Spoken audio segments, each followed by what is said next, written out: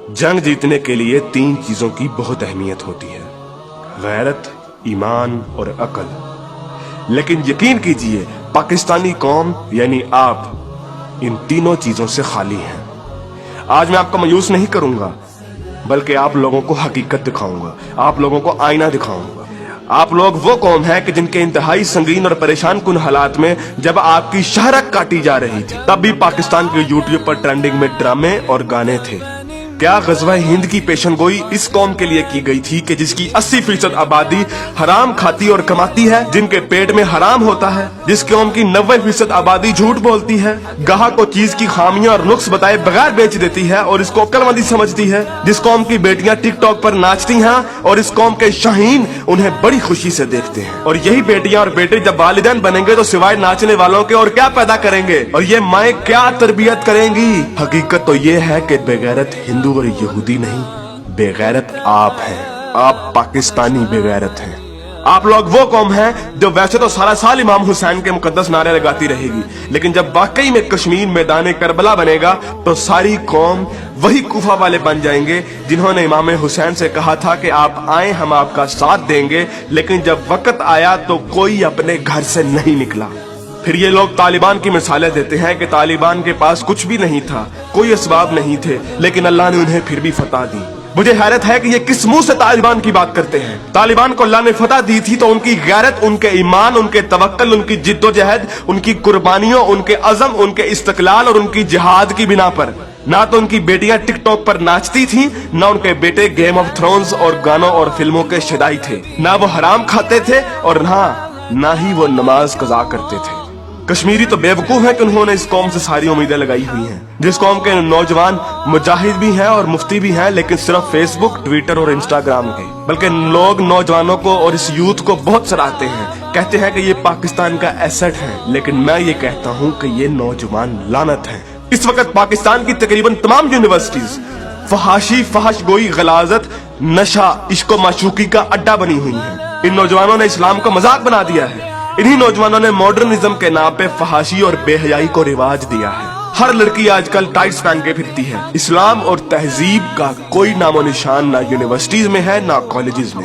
आज के लड़के गर्लफ्रेंड बनाने और लड़कियां बॉयफ्रेंड बनाने को फख्र समझती हैं। इन्हीं नौजवानों में चर्च और सिगरेट एक फैशन बन चुका है। हॉलीवुड के गाने और फिल्में और खुसूसी तौर पे नेटफ्लिक्स आज फैशन, मॉडर्न और पढ़े लिखे होने की अलामत है। और फितने सिर्फ शहरी इलाकों में ही नहीं, देहात में अक्सर मसाजिद खाली पड़ी रहती हैं। बमुश्किल किसी मस्जिद में एक सबसे ज्यादा नमाजी होते हैं। और झूठ, शरीकेबाजी, बदला और फसाद जितना देहात में होता है उतना तो शहरों में भी नहीं होता। अक्सर कॉलेजेस और यूनिवर्सिटीज के असातिज़ा फहश किस्म की जुगते लगाते हैं और बच्चों को बजाय अखलाकियात की तालीम देने के खुद बद अखलाकी की मिसाल बने होते हैं। और ऐसा क्यों ना हो जब टीचर 45 मिनट पढ़ाने के पैसे ले लेता है, लेकिन 20 मिनट पढ़ाता है और बाकी टाइम या तो मोबाइल पे गुजारता है या जुगतबाजी में या मजाक करने में। तो जब असातिज़ा तक के पेट में हराम की कमाई होगी तो वो क्या अखलाक सिखाएंगे। और सबसे बढ़कर हम जिन्स परस्ती और लौंडेबाजी पे पने हुए मजाक इस कदर आम हो चुके हैं, इस कदर आम हो चुके हैं कि सोशल मीडिया पर चलने वाले बिलावल भुट्टो और शेख रशीद की मीम्स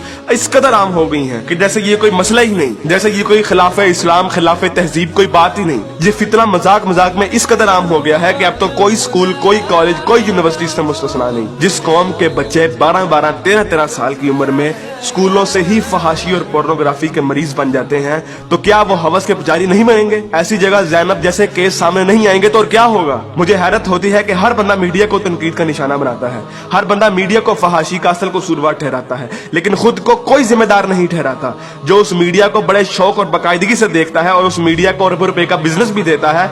बल्कि टीवी और गाने तो इस कौम के लिए आज ऑक्सीजन बन गए हैं। आप अभी किसी नाई की दुकान पर चले जाएं, किसी दर्जी की दुकान पर चले जाएं, हत्ता कि किसी चिंची रक्षे को देख लें, सब जगह गाने और मुजरे चल रहे होंगे। तकरीबन हर बंदे के व्हाट्सएप के स्टेटस पर या तो कोई टिकटॉक की वीडियो या फिर गाने लगे होंगे। और सबसे बढ़कर बेशर्मी और हराम इस कौम में इस कदर सराहियत कर गया है कि अब तो नातों को भी म्यूजिक के बगैर नहीं सुनते, नातों तक के अंदर म्यूजिक लगा दिया गया है। हमारी कौम का तो मजदूर और गरीब बंदा भी उतना ही खबीस है कि जितना अमीर। हर बंदा हराम खाता और कमाता है, फर्क सिर्फ ये है कि कोई ज्यादा खाता है और कोई कम। मुझे बताइए कि कितने मजदूर और कितने गरीब लोग आप मस्जिद में देखते हैं? किसी बाजार में चले जाएं, मर्दों से कई गुना ज्यादा औरतें नजर आएंगी। औरत अब बाजार की जीनत बन चुकी है। इस इस्लामी मुआशरे में आज तक किसी को कुरान तर्जुमे से पढ़ने की तौफीक नहीं हुई, और अगर कोई पढ़ता है तो सिर्फ अपने मतलब के दलाइल ढूंढने के लिए।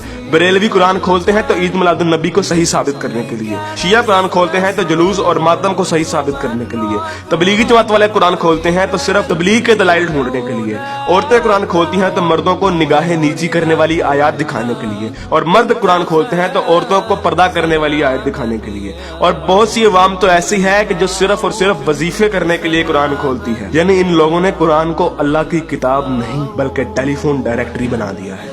अपने मतलब का नंबर निकाला और डायरेक्टरी बंद। उलमा भी इन लोगों को कुछ नहीं कहते हैं। हर जुम्मे पे उलमा सिर्फ फजाइल की बातें करते हैं, कभी लोगों को ये नहीं कहते कि बेगैरती से कैसे बचा जा सकता है, बदगुमानी से कैसे बचा जा सकता है, झूठ से और फ्रॉड से कैसे बचा जा सकता है। उलमा भी लोगों को नहीं कहते कि कुरान तर्जुमे के साथ पढ़ो और सुनो कि तुम्हारा रब तुम्हें क्या कहता है।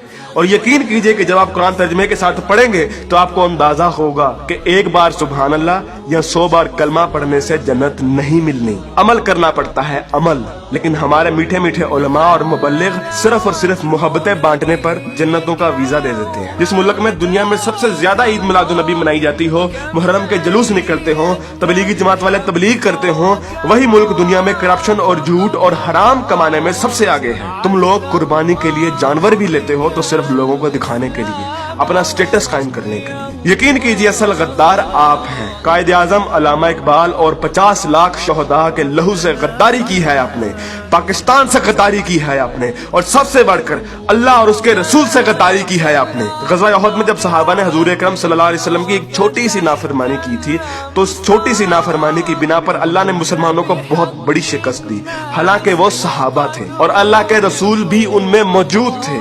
लेकिन आज आप लोग ये कहते हैं कि अगर जंग हुई तो आसमान से फरिश्ते उतरेंगे कतार अंदर कतार। तो पहले अपने अमाल और अपनी औकात देखिए और फिर बात कीजिए। ऐन मुमकिन है कि आप लोगों को इस तकरीर का कोई असर ना हो, क्योंकि जिस पेट में हराम, जबान पे झूठ, कानों में गाने और आंखों में हवस भरी हो, उन दिलों पर हक की बात असर नहीं करती। मैंने कभी इतनी बदतमीजी और सख्त अल्फाज से बात नहीं करनी थी, लेकिन यकीन कीजिए मैं बहुत मजबूर हूँ साफ साफ अल्फाज में अपनी कौम को उनकी हैसियत दिखाने के लिए कि असल में बदनामी के जिम्मेदार आप लोग खुद हैं, कि असल में जलालत आप लोगों ने खुद खरीदी है। ना तो आप कुरान के मोमिन हैं, ना इकबाल के शाहीन।